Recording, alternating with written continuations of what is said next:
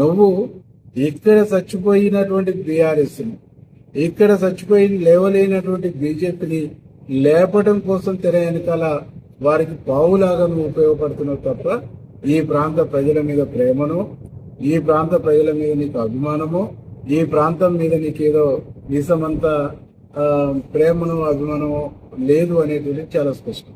కాబట్టి పవన్ కళ్యాణ్కి మేము ఒకటే సూటిగా ప్రశ్నిస్తున్నాం, అసలు నీకు నీ రాజకీయ జీవితానికి ఒక స్పష్టత లేదు.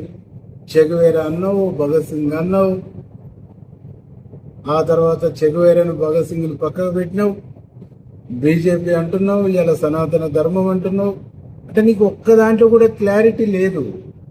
క్లారిటీ లేని, స్పష్టత లేని, అస్పష్టతతో కూడుకున్నటువంటి రాజకీయ నేత నువ్వు.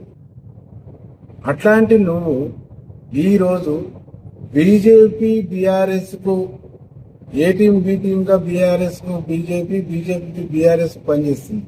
నువ్వు మళ్ళీ అల్లలో సి టీంగా యాడ్ అయ్యి సచ్చి బతికిన బీఆర్ఎస్ లేపడానికి, ఇలా మళ్ళీ ఏమన్నా ప్రాంతీయ తత్వాల్ని రెచ్చగొట్టడానికి లోపాయికరమైనటువంటి ఒప్పందం ఏమైనా చేసుకున్నారా?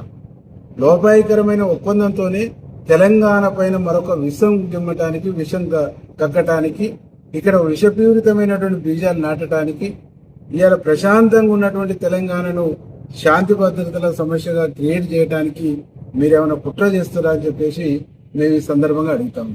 నీ కుట్రలు, నీ యొక్క కుట్రపూరితమైనటువంటి విధానాలు, నీ కుట్రపూరితమైనటువంటి మాటలు, మీ కుట్రపూరితమైనటువంటి వైఖరిని తెలంగాణ ప్రజలు సహించరు, తెలంగాణ ప్రాంత ప్రజలు సహించరు. తెలంగాణలో నీకు ప్లేస్ లేదు, నీకు స్కోప్ లేదు.